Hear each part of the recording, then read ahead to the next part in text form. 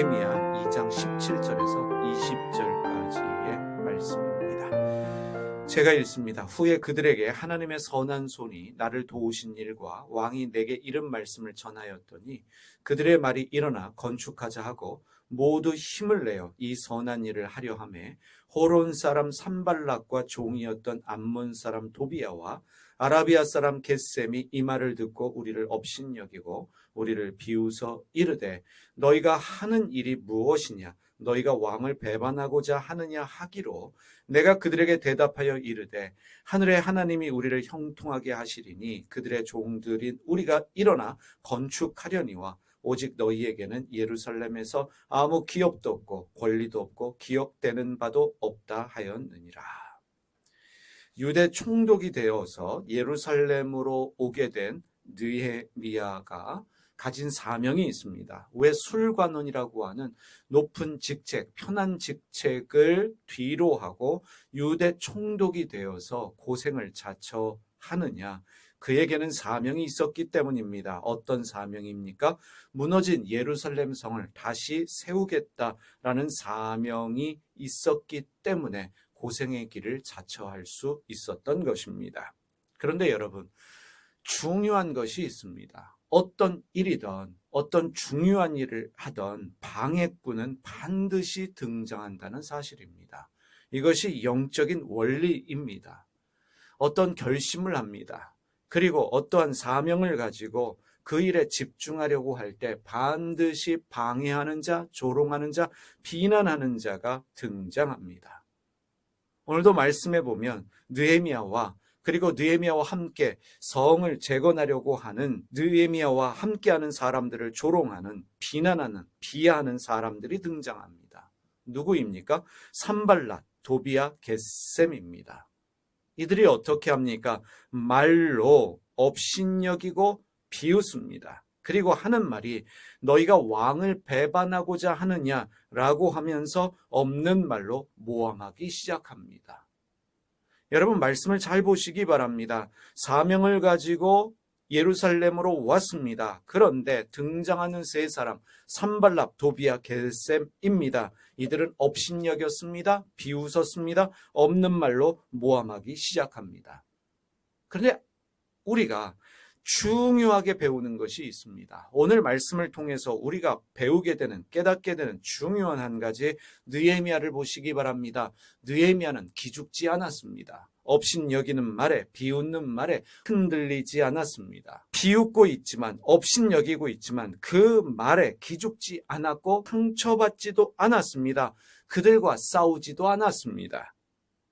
사명에 몰입하는 사람, 하나님이 나에게 주신 사명을 분명히 아는 사람의 특징은 남의 말 때문에 기죽지 않습니다. 상처받지 않습니다. 그 말에 묶이지도 않습니다. 오히려 당당합니다. 느헤미야가 뭐라고 합니까? 하늘의 하나님이 우리를 형통하게 하시리니 하나님이 우리를 도우신다는 것입니다. 너희가 우리를 업신여기고 있지만 비웃고 있지만 없는 말로 우리를 비난하고 있지만 하나님이 우리를 도우신다. 다시 말하면 까불지 말라는 것입니다. 우리를 무시하지 말라는 것입니다.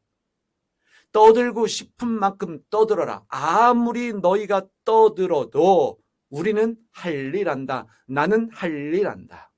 그래서 느헤미야는 말합니다. 그들의 종들인 우리가 일어나 건축하려니와 무슨 뜻이겠습니까?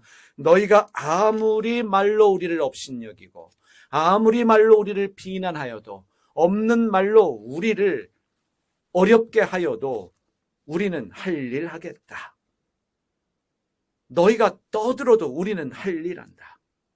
속된 말로 이렇게 표현할 수 있습니다. 개가 짖어도 기차는 달린다는 것입니다. 개가 짖어도 기차는 달린다. 여러분 어디에나 산발랏, 도비야, 겟셈 같은 사람은 있습니다. 우리는 그런 사람 되지 말아야 합니다. 다른 사람의 뒷다리 잡으면서 비난하고 업신여기고 말로 사람을 상처 주려는 사람들, 이런 사람들은 삼류 변두리 싸구려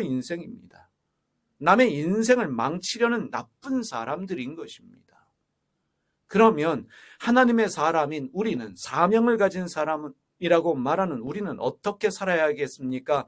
남의 말에 흔들리지 말아야 합니다. 개가 짖는다고 멈춰 서겠습니까? 남이 비난한다고 업신여긴다고 내가 해야 될 일을 중단해야 되겠습니까? 그런 사람 되지 말아야 합니다. 우리는 믿음의 사람입니다. 하늘의 하나님이 우리를 형통하게 하시리니 하나님이 우리를 도우신다.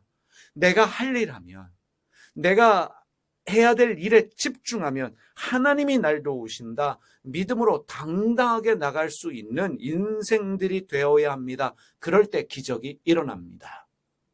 남의 말에 묶여서, 남의 말에 상처받아서, 남의 말에 멈춰서는 사람은 절대로 인생의 기적을 이루지 못합니다.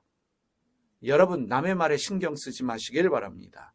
비난하는 말, 업신여기는 말, 없는 말로 나를 어렵게 하며 상처 주는 말에 여러분 묶이지 마시길 바랍니다. 상처받지도 말고 한쪽 귀로 듣고 한쪽 귀로 흘려보내면서 이렇게 고백하십시오. 하늘의 하나님이 우리를 형통하게 하신다.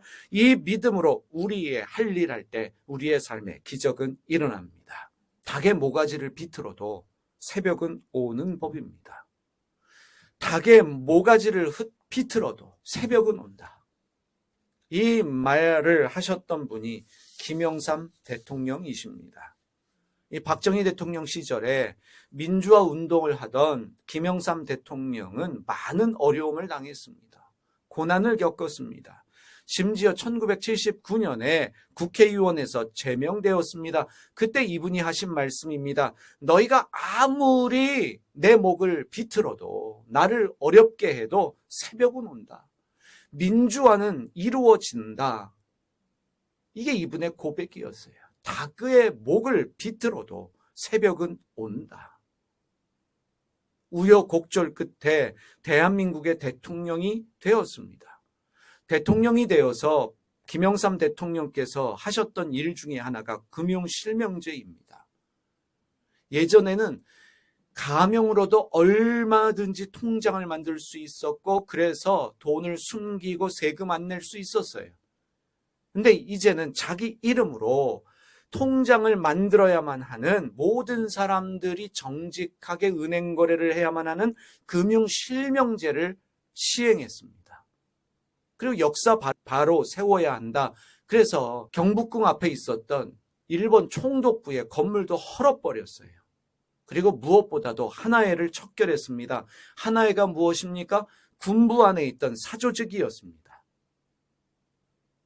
이 별을 단 장군 수십 명의 옷을 벗게 하면서 대한민국의 이 군 사조직인 하나회를 없애버렸습니다. 아무나 할 수 있는 일이 아니었습니다. 여러분, 이 일을 하는데 반대가 없었겠습니까? 군대를 두려워하는, 군인을 두려워하는 그런 사람들도 있었을 것입니다. 하지 마라, 못할 일이다. 그런데 해냈습니다. 만약에 하나회를 없애지 않았으면 대한민국은 또 한 번의 군사 쿠데타를 겪었을지도 모른다라고 하는 것이 학자들의 평가입니다. 이분이 IMF 금융위기 때문에 많은 비난을 받은 것이 사실이지만 이분을 다시 평가해야 한다라고 하는 것이 요즘의 사람들의 말입니다. 서울의 봄이라고 하는 영화 때문에 김영삼 대통령의 업적들이 재평가되고 있습니다. 누가 뭐라고 그래도, 누가 반대해도 할 일 했던 것입니다. 압제를 받고 핍박을 받아도 자기의 할 일을 했습니다. 닭의 목을 비틀어도 새벽은 온다. 여러분 안에 그런 믿음이 있어야 합니다. 아무리 나를 힘들게 하고 나를 어렵게 하고 말로 공격해도, 나를 비난하고 나를 업신여겨도 나는 반드시 내가 할 일이 있기 때문에, 하나님이 나에게 주신 소명이 있기 때문에 나는 이 일을 한다. 여러분의 꿈이 무엇입니까? 여러분의 사명이 무엇입니까? 사람들은 이야기할 것입니다. 너 돈 있어? 흙수저 주제에 공부해서 뭐하게? 너 나이가 몇 살인데 그런다고 누가 알아주니? 라고 말을 하면서 여러분들을 비난하고 업신여기고 없는 말로 여러분들을 힘들게 할지도 모르겠습니다. 가족이 그런 말 할 수 있습니다. 가장 친한 사람이, 친구가 그런 말 할 수 있습니다. 주변 사람들이 업신여기고 조롱하고 비웃을 수 있습니다. 그런데 여러분, 그 말에 상처받고 포기하면, 남의 말 듣고 자기의 할 일 하지 않으면, 소명을 포기하고 인생을 포기하면 나는 어떻게 되겠습니까? 사람들이 원하는 건 단 한 가지입니다. 내 말 듣고 포기하기 원하는 것입니다. 내 말 듣고 좌절하기 원하는 것입니다. 한마디로 네 인생 잘 되는 거 내 눈으로 볼 수 없다는 것입니다. 그들과 동행하시겠습니까? 그들과 동의하시면서 인생 포기하시겠습니까? 아니요. 남의 말 듣고 인생 포기해버리면, 멈추어 서버리면 새벽은 오지 않습니다. 내 모가지를 비틀어도 새벽은 온다. 난 할 일 한다. 하늘의 하나님이 나를 도우신다. 이 믿음 가지고 나갈 때 기적은 일어나는 것입니다. 누가 나의 목을 비틀어도, 어떤 어려움이 있어도, 어떤 장애가 있어도 난 내가 할 일 하겠다. 난 이 일에 목숨 걸었다. 이게 전부입니다. 그럴 때 하나님이 도우시는 거예요. 여러분, 당당하시기를 바랍니다. 포기하지 마시기를 바랍니다. 꿈을 포기하지 말고 도전을 포기하지 마시기를 바랍니다. 조롱하는 자들에게, 비난하는 자들에게, 업신여기는 자들에게 외치십시오. Shut up. 입 닥쳐라. 여러분이 외칠 수 있어야 합니다. 그것이 영적 전쟁입니다. 네가 아무리 떠들어도 나는 달려간다. 네가 아무리 내 목을 비틀어도 새벽은 오고야 만다. 우리의 믿음이 무엇입니까? 하나님이 날 도우신다. 기억하십시오. 닭의 목을 비틀어도 새벽은 옵니다. 누가 방해하고 조롱하고 비난해도 하나님은 우리를 쓰십니다. 누구도 사명을 가진 하나님의 사람을 멈추게 할 수 없는 것입니다.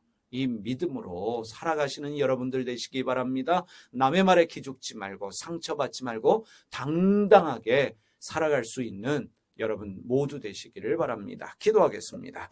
살아계신 하나님 아버지, 우리가 살면서 남의 말에 참 많이 상처를 받습니다.